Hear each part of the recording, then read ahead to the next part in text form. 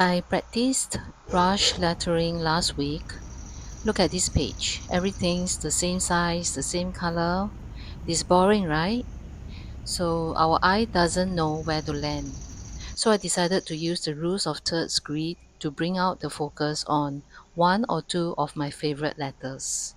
There are four intersection points on the grid where our human eye will naturally land. So you can see that I've already placed letter O and Q on those grid nodes and a full capital word at the third node. So in today's video, I'll be sharing my practice sessions at the library and showing you how I use the grids to position and make the letters O and Q stand out better. Last week, I decided to drop by our local library to look for some graphic or art related books to learn and improve my skills. So I came across this brush lettering book by Rebecca Cahill Roots, and she has a few basic pages for beginners like me to learn very basic skills in lettering. So I refer to it, and I'm lucky to have my fountain pen, my brush pens with me all together during that session. So I spent about 1 or 2 hours in the library, and it's a very engaging, fun, and simply happy session for me, learning new skills that I've always been wanting to or put aside for many years. In the last video, I mentioned about trying a different workflow to keep up with producing contents regularly, sustainably, happily for YouTube and my channel. So I guess this is part of it, doing something I've not been doing, upskills myself through different ways and methods that I've been wanting to. So I will be practicing more pencil and perhaps ballpoint pen shading, something I've not tried before, and also reinterpreting old masters paintings, perhaps like Chinese painting, change into gouache like that, using modern materials. So I think it's quite fun. It's a new experience for me, and these are the things that keeps me going, keeps me motivated and very excited to keep recording and to be able to share my journey with you. After coming home from the library, I started thinking that brush lettering can actually be really useful.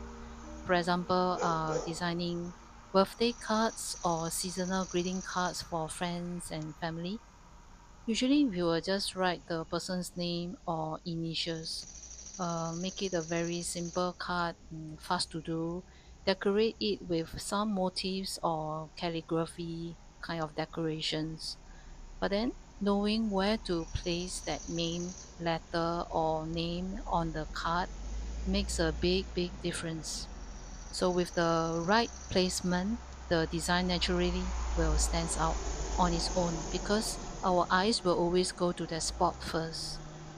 So now I've already drew out the grid notes, also the outline boxes on these two pages here. I want to test and compare how the letters O and Q will look when placed on the rule of thirds grid. I'll be using the same size lettering. I'll try my best. The same pastel color pencil and the same, you can see the background color, just to see how the positioning alone can make them naturally stand out on their own.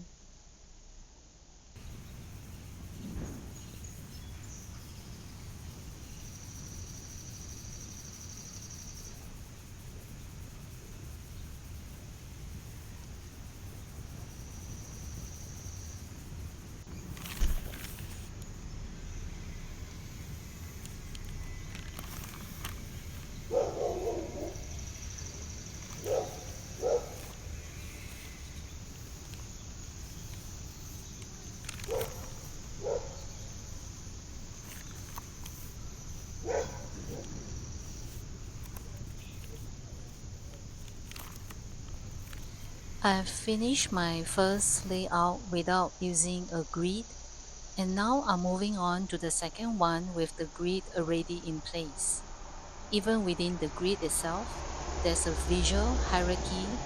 Our eyes tend to move in a natural flow, starting from the top left, then to the bottom left, followed by the top right, and finally to the bottom right. I'm thinking to put my letter O here and perhaps the word experiment onto number 2 or number 3 grid. I will see how it goes. I will want to include the letter Q as well, and perhaps also decorate the letters with some color.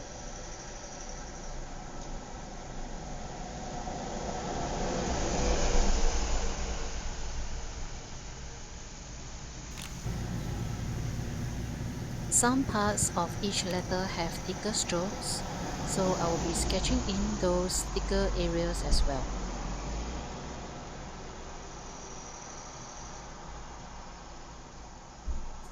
Drawing thicker strokes definitely helps to draw more attention to the letter itself, just like how we bold certain words in a paragraph to make them stand out.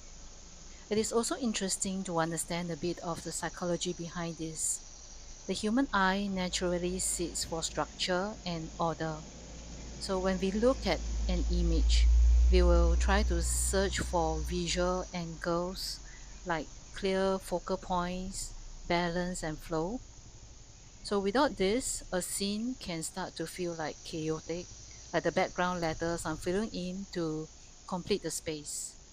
By using the grids, the contrast, and spacing, we can gently guide the viewer's attention and create a sense of calm, clarity, and visual rhythm.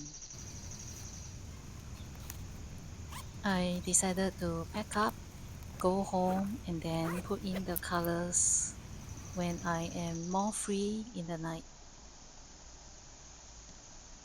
I'm using very um, simple colors like the blue, dark blue, acting as something like a shadow for the letter. After which I will be using green color to just draw some simple leaf to allow it to stand out better. I hope you found today's video helpful. If you are planning to use lettering for your maybe upcoming festive greeting cards decoration, you may like to consider using the rule of thirds. It's actually a very common principle used across many types of artwork and design, photography and drawing compositions.